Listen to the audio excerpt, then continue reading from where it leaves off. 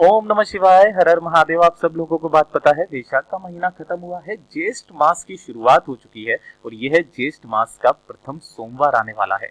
पूज्य गुरुजी अपनी कथाओं में जिन उपायों को बताते हैं, उन्हीं की कथाओं में से सुनकर के आपको कुछ ऐसे सोमवार के 5 महा उपाय बताने वाला हूँ, जो कि आपकी जो भी मनोकामना होगी वो सारी पूरी हो जाएगी।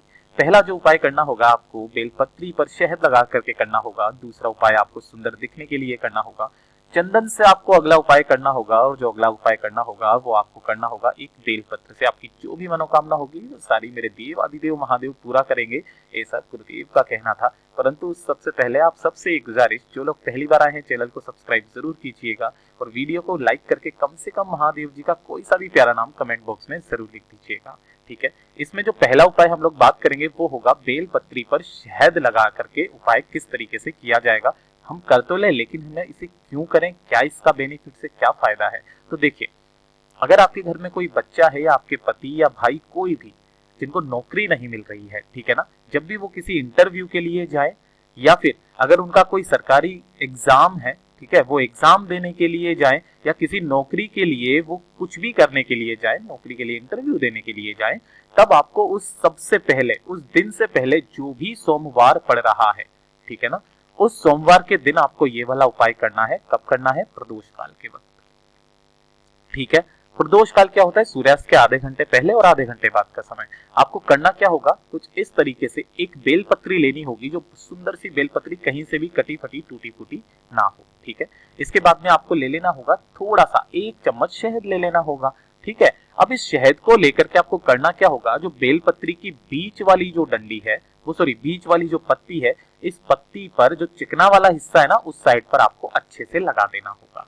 ठीक है, ये लगा दिया, बस यहाँ पर दोनों पत्तियों पर कुछ नहीं लगाना है। उसके बाद में आपको 1 लोटा तांबे का घर का शुद्ध जल भर करके और इस बेलपत्री को लेकर के चले जाना है महादेव जी के मंदिर शिवलिंग के पास प्रदोष काल में।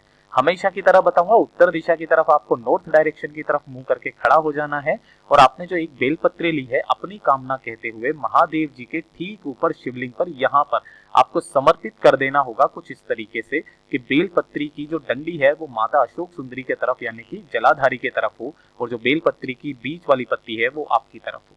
ठीक है, लेकिन ध्यान दीजिएगा, उल्टी चढ़ाइएगा, जिस तरफ आपने शहद लगाया है वो शिवलिंग से टच होना चाहिए।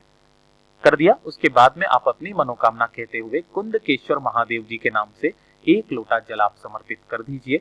जो भी जल बहता बहता जलाधारी से नीचे की तरफ आएगा, उसे आपको अपनी दोनों आंखों पर लगाना है, दाहिने हाथ में लेकर के अपनी दोनों आंखों पर लगा देना है और महादेव जी से आपकी मनोकामना कह देनी है कि मैं जो भी एग्जाम देने के लिए जा रहा हूँ उसमें पास हो जाऊं, या जिस इंटरव्यू के लिए जा रहा हूँ उसमें पास हो जाऊं, आपको निश्चय ही उसमें सफलता मिलेगी। ये हो गया पहला उपाय। अब चलते हैं दूसरे उपाय की तरफ, जो कि बहुत ज्यादा खास होने वाला है। बहुत लोगों के साथ में दिक्कत होती है कि उनका चेहरा सुंदर नहीं है, बहुत सारे दाग धब्बे हो गए हैं, या चमड़ी पर कहीं पर भी चर्म रोग जैसी संबंधित परेशानियां हो जाती है। चमड़ी से संबंधित परेशानियां, स्किन से संबंधित परेशानियां जितनी भी है, सारी की सारी हल हो जाएंगी। देखिए, इसके लिए मैं आपको बताने वाला हूं 2 उपाय।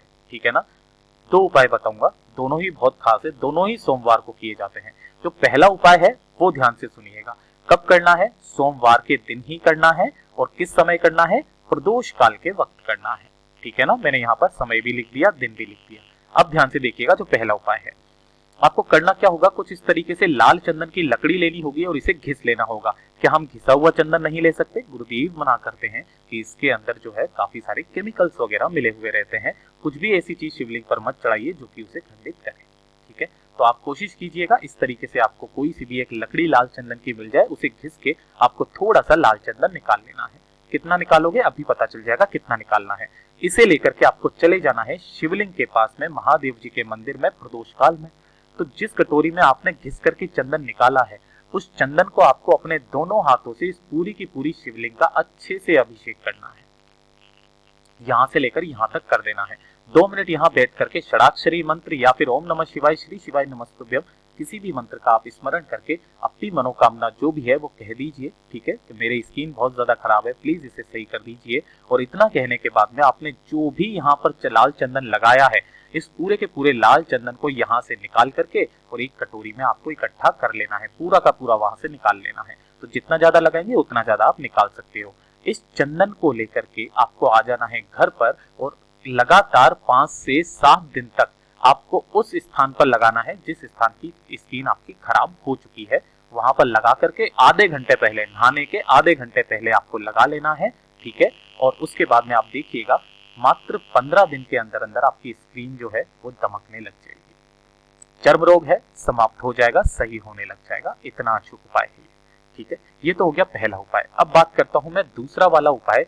ये वाला जो उपाय किया जाता है, ये किया जाता है सोमवार की अष्टमी के दिन सुंदर दिखने के लिए, ठीक है ना। सोमवार की अष्टमी जब भी पड़े चूकिएगा मत, ध्यान से सुनिएगा। इस तरह से आपको एक बेलपत्री चाहिए होगी, ठीक है। और इसी के साथ में चाहिए होगा आपको लाल चंदन, और साथ ही साथ चाहिएगा पीला चंदन, ठीक है, दोनों। अब जो लाल चंदन है वो चिकने वाले हिस्से की तरफ आपको इस बड़ी वाली पत्ती पर अच्छे से लगा देना होगा कि आप ये जो ग्रीन कलर का जो हिस्सा है ना वो कहीं से भी दिखाई ना दे, ठीक है। ये लगा दिया।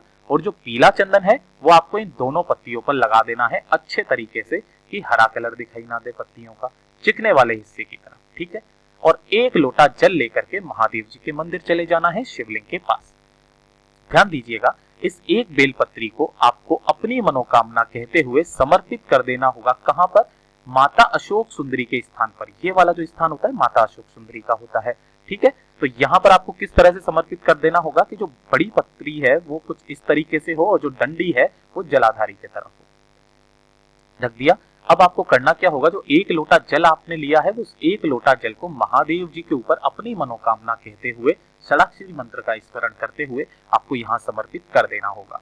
जो भी जल बहता बहता जलाधारी से नीचे की तरफ आएगा इस पत्ती से छूते हुए, उस जल को आपको एक पात्र में इकट्ठा कर लेना है और आपको उस वाले जल को अपने उस स्थान पर लगा लेना है जिस जगह पर भी आपकी स्किन खराब हो गई है, काले धब्बे हो गए हैं या फिर फोड़े फुंसियां हो गए हैं, चेहरे पर बहुत ज्यादा कालापन आ गया है, झुर्रियां आ गई है या चर्म रोग हो गया है, उस स्थान पर आप लगाएंगे। आपको 2 से 3 दिन के अंदर अंदर असर दिखना चालू कर देगा और वो चीज सही होने लग जाएगी। तो इसके ये 2 उपाय थे, ठीक है। अगला उपाय जो हम बात करेंगे वो आपको करना होगा चंदन से। भैया चंदन से कैसा उपाय करेंगे, तो ध्यान से देखिएगा। और किस लिए ये वाला उपाय करेंगे, भैया करना तो सोमवार को ही है, ठीक है।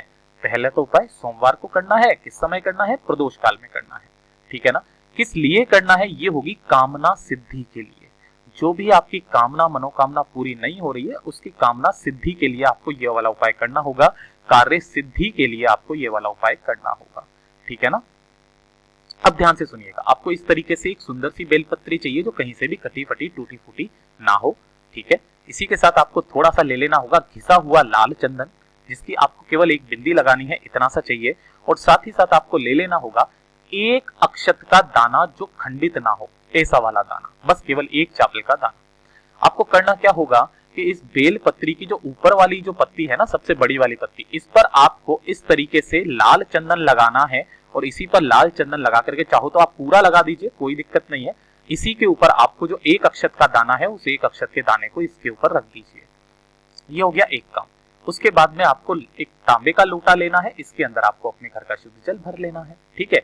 अब आप चाहो तो ये काम आप शिवलिंग के पास में भी कर सकते हो, ठीक है। आपने जो एक बेल पत्री पर क्या किया है, लाल चंदन लगा करके जो 1 अक्षत का दाना रखा है, आप ऐसा कीजिए, यहां आकर के भी आप कर सकते हो। उत्तर दिशा की तरफ आपको मुंह करके खड़ा होना है, नॉर्थ डायरेक्शन की तरफ। और जो शिवलिंग का ठीक ऊपर वाला हिस्सा है ना, आपको इस जगह पर अपनी कामना कहते हुए उस पत्ती को कुछ ऐसे रखना होगा कि जो डंडी है वो जलाधारी के तरफ हो और जो बड़ी वाली पत्ती है वो आपकी तरफ हो। इस तरीके से रख दिया। और 1 लोटा जल को आपको कुंदकेश्वर महादेव जी के नाम से, ध्यान से देखिएगा, कुंदकेश्वर महादेव जी के नाम से यहां पर समर्पित कर देना होगा। जो भी जल बहता बहता जलाधारी से नीचे की तरफ आएगा, अपने दाहिने हाथ में उसे लेना है और अपनी मनोकामना कहते हुए अपने दोनों नैनों पर लगा लेना है, दोनों आंखों पर लगा लेना है। आपकी जो भी मनोकामना होगी वो जल्दी से जल्दी पूरी हो जाएगी। एक तो ये वाला उपाय हो गया, ठीक है। अब जो अगला वाला उपाय बताने वाला हूं वो है एक बेल पत्र का उपाय, जो कि बहुत ही ज्यादा खास होने वाला है। आपकी जो भी मनोकामनाएं होगी वो सारी पूरी हो जाएगी। ये भी आपको करना कब है? सोमवार के दिन, ठीक है ना। कब करना है? प्रदोष काल में, प्रदोष काल। अब ध्यान से देखिएगा, आपको इस तरीके से एक सुंदर सी बेलपत्री ले लेनी होगी। भैया हमने बेलपत्री ले ली है, किसी के पास लाल चंदन नहीं है, चावल नहीं है, तब आप इस उपाय को कर सकते हो, ठीक है। और 1 लोटा जल लेकर के आपको चले जाना होगा महादेव जी के मंदिर शिवलिंग के पास। अब आपको करना क्या होगा? उत्तर दिशा की तरफ, नॉर्थ डायरेक्शन की तरफ खड़े हो जाना है मुंह करके, है ना। अब उसके बाद में आपने जो एक बेलपत्री ली है उसे कुछ इस तरीके से रख के, जैसा मैंने इस चित्र में बताया ना, बिल्कुल ऐसे ही रख के चिकना वाला हिस्सा नीचे की तरफ, इसे आपको पकड़े रहना है और पकड़े रह करके ही आपको अपनी मनोकामना कह देनी है। फिर यहां पर इसे छोड़ देना है और जो 1 लोटा जल लिया है ना, उसमें से आधा जल आपको यहां पर माता अशोक सुंदरी के स्थान पर आपको समर्पित कर देना होगा। उसके बाद इसी बेलपत्री को उठा करके आपको रख देना होगा जस्ट शिवलिंग के ऊपर। किस तरीके से? उसी तरीके से जैसा मैंने आपको बताया, पत्ती, बड़ी पत्ती आपके तरफ और जो डंडी है वो माता अशोक सुंदरी यानी कि जलाधारी के तरफ होनी चाहिए। और फिर आधा लोटा जो है वो यहां पर कुंदकेश्वर महादेव जी के नाम से ही आपको समर्पित कर देना होगा। आपकी जो भी मनोकामना है मेरे देवादिदेव महादेव 100% उसे पूरा कर ही देंगे। तो गुरुदेव ने जैसा अपनी कथाओं में बताया वैसा आसान भाषा में आपको बताने की पूरी कोशिश की है। अगर वीडियो अच्छा लगा हो तो लाइक जरूर करना, कुछ समझ में नहीं आया हुआ हो तो एक बार वीडियो को फिर से देख लीजिएगा। गुजारिश करूंगा कि अगर आपको नहीं समझ में आया हो तो कमेंट बॉक्स में आप पूछ लीजिएगा, कोशिश करूंगा सबका आंसर दे सकूं। धन्यवाद।